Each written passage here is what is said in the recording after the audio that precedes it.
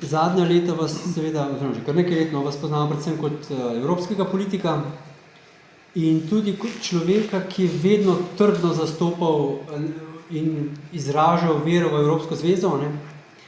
Prvič sem vas jaz opazil na televiziji, da niste bili tako gotovi v prihodnost, oziroma o neposrednji prihodnosti Evrope, ko je bila na vrhuncu kriza z Grčijo in z njo povezana možen plaz za drugo južno Evropo, da bi izstopila, oziroma da bi pač prišlo do razpada Evropske zveze. Ta stvar je potem se pravzaprav ni rešila, ampak jo je nekako preupila še veliko hujša kriza s tem migrantskim dogajanjem. In ljudi, marsikoga je dejansko postalo strah, kaj s to Evropo bo. Mnogi govorijo o tem, da Schengena ni več, Evrope ni več. Pa nam povejte, kako pa vi gledate na to, ki imate v pogled od zgoraj in od znotraj, pa tudi tukaj, kaj nas po vašem mnenju čaka? Jaz to vprašanje vprašam nekajkrat na dan, v Bruslju tudi, da doma ne govorim. Ne? In odgovarjam takole. Ponavadi začnem, če gre za neznanega človeka, mu rečem, da se spominjam časov, ko sem potoval iz Ljubljane v Bruselj, pa sem 3-krat stal na 3 mejah, pa 3-krat menjal valuto in vsakič je dinar veljal manj. Na vsaki meji je manj veljal. In da ne omenjam, kako je bilo, ko si potoval nazaj, ne, na naši meji. Skratka, jaz pravim, da bi si ne želel takih časov več videti, ne glede na to, kaj se zdaj v Evropi dogaja. Evropska zveza se je skoraj 50 let dogajala tako kot samo navzgor in rekel v širjenje. Zgodila se je tudi ta zgodovinska širitev, ni se pa zgodila še Združena Evropa. Ne?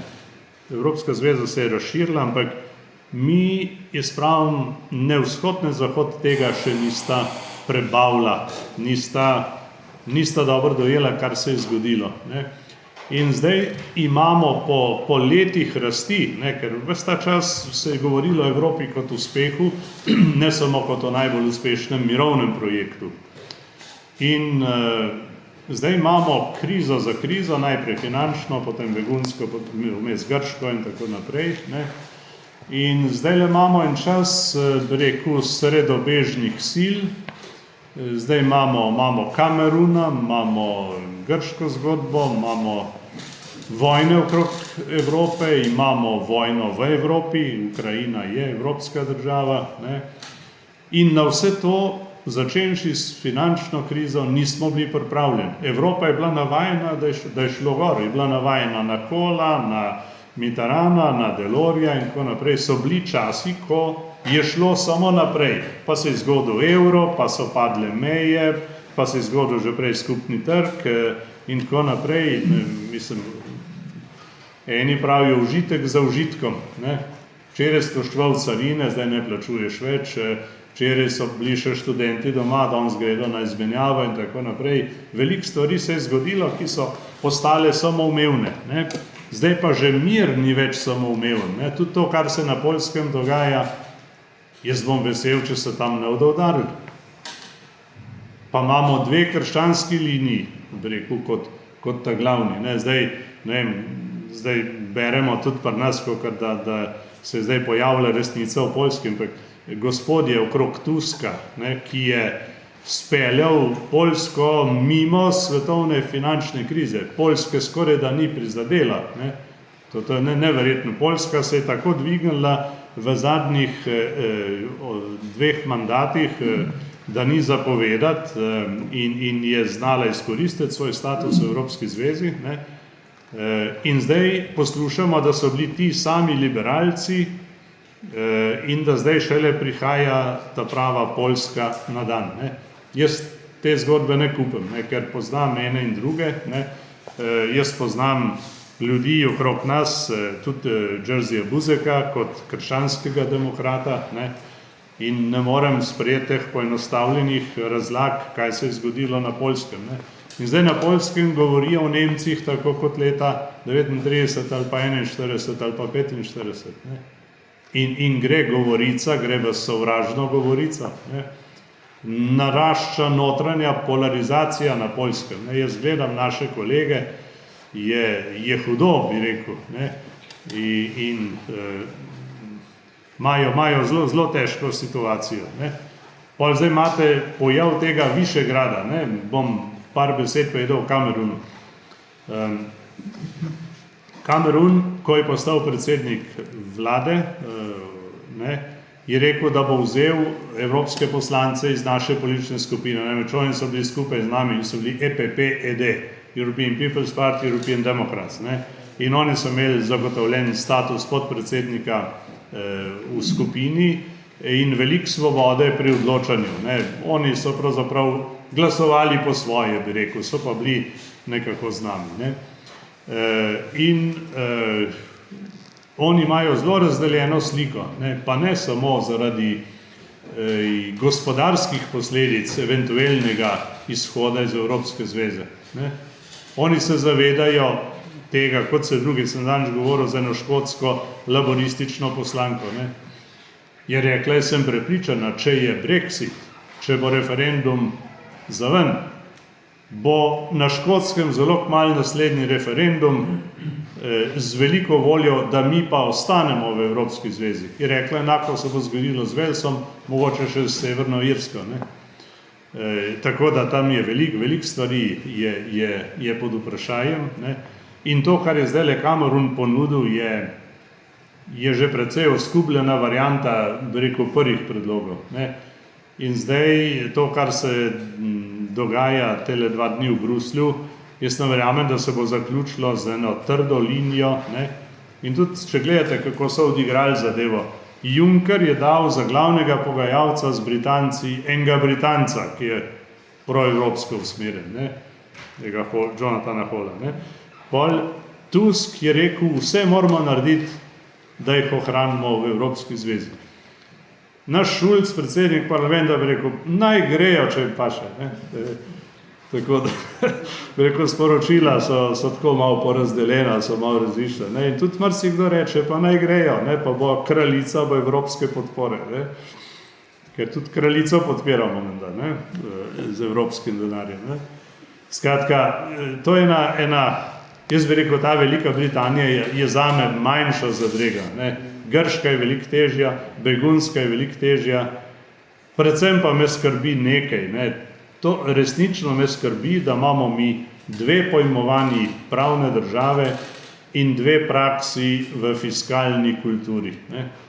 En Šved je ponosen, če davke plača, en drug, bom rekel, nekje drugje, lahko tudi pri nas, je pa ponosen, če tega ne naredi. In je pa težko skupaj živeti s tako različnim odnosom do države. Ne. In tukaj, jaz ne vem, kdo bi v Grčiji ali pa ne vem, ki je v Italiji pobral davke, dvomim, da bi kakšnega Nemca ali pa Francoza poslali dol, da, mislim, to je nemogoče. Ne. In je treba to urediti drugače. Skratka, lejte, po 50 letih, že več, ne, smo zdaj pred enimi zelo osnovnimi vprašanji, ki niso enostavna. Zdaj se veliko manj govori o več Evrope, do zdaj smo govorili več Evrope. Zdaj bomo veseli, če ne bo manj Evrope. Ne. Ampak jaz se ukvarjam predvsem zdravjem, preskočim na to področje. Lejte, vse, kar se zdaj dogaja, mi imamo več tuberkuloze, imamo več hepatitisa, imamo več teh čezmejnih izzivov. Lejte, ko so prišli begunci, ko smo mi prvo močnejšo ekipo pogledali, mislim, je bilo to v Mariboru, ne, oni prinesejo seboj stvari iz Severne Afrike, ki jih pri nas ne poznamo. In zato tudi nimamo zdravil. Ne. Pa grejo naprej v Avstrijo, ampak ne nesejo s sabo kartoteke oziroma kartona ali čip ali karkoli. Ne. Oni ne potujejo s podatki, potujejo pa z boleznimi. Ne. Mingede, povem, sem govoril včeraj s človekom iz Svetovne zdravstvene organizacije, je rekel, Severna Afrika je rekel, to je le nekako blizu, pa mi se malo poznamo, pa podobne probleme imamo. Je rekel, problem boste imeli, ko bo podsaharska Afrika udarila čez gora. Je rekel, pol bo veselica. Tako da vse ta glavne izzive, s katerimi smo soočeni, lahko obravnavamo samo, če sodelujemo. Tudi največja Nemčija je manjšina, je samo 80 milijonov od 500 milijonov v Evropski zvezi. Anglije pa še 20 milijonov manj ali koliko.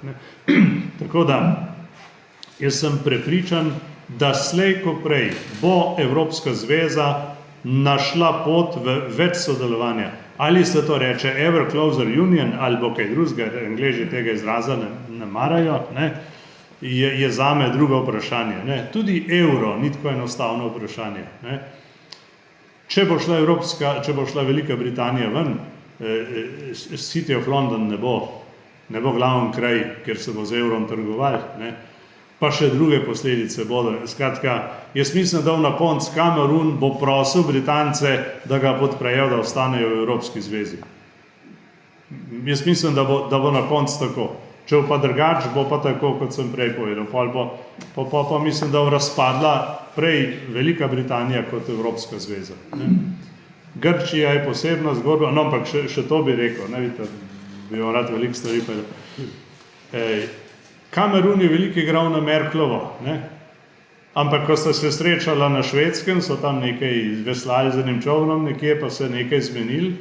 Pred evropskimi volitvami, to je bilo že maja 2014, je zgledal, kot da se z Nemčijo zmenom, takrat je imela Merklova 80% popularnosti, danes jo ima pa 38% ali nekaj takega. Tudi Merklova ni več taka, kot je bila. In v Nemčiji se je zgodilo tisto, kar sem jaz napovedal, sem rekel, en incident rabimo, pa se bo začela slika spreminjati. In ste zadnjič videli napise "So marschiert Deutschland", déjà vu, bi rekli Francozi. In danes je slika tam drugačna. In najmanj, kar bi si želel, tudi na Kamerunovem ali francoskem mestu, bi bilo, da bi imeli še Nemčijo šibko, pa polarizirano. Mi imamo zdaj polarizirano Poljsko, zelo polarizirano. Imamo zdaj Višegrad, ki ga prej ni bilo, to je skupnost, kateri se žal Slovenija ni priključila, ko je bil čas za to, ni bilo volje za to. In danes se mora Kamerun, ki je mislil, da se bo zmenil malo s Francozi, pa malo z Nemci, on se bo moral pogajati s 27 drugimi. On govori o tej zasilni zavori,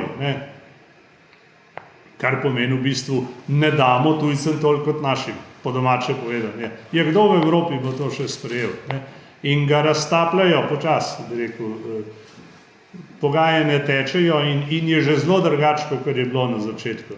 In zdaj tile v Višegrajski pravijo, ok, mi imamo tam vodovodarje, pa ne vem koga vse, pa ne boste vi zdaj začeli imati denarja otrokom, pa teh benefitov, pa oziroma ugodnosti in tako naprej. In zdaj, recimo, jaz mislim, da se bodo nekaj spogajali, ampak bo precej drugače od tega, s čimer je Kamerun začel. Ampak njega že zdaj kritizirajo v Britaniji, pravijo, sej ni skoraj nič ostalo tega, s čimer si začel.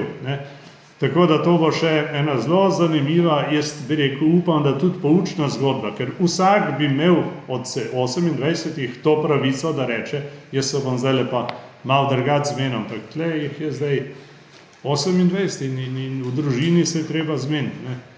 Tako da jaz moram reči, da bom takole zaključil, če bo Evropska zveza našla moč, da bo to presegla z eno novo voljo po sodelovanju, potem bo tega nekaj imela, če ne bo pa marginalizirana, če dalje bolj pod vplivom drugih centrov oziroma moči, vključno z Rusijo, ki je dobila vse, kar si je želela zaenkrat, Turčijo, ki jo čaka oziroma ima lastno polarizacijo s Kurdi in tako naprej. In biti razdeljen in neenoten v tako nestabilnem svetu pomeni samo slabo nadaljevanje.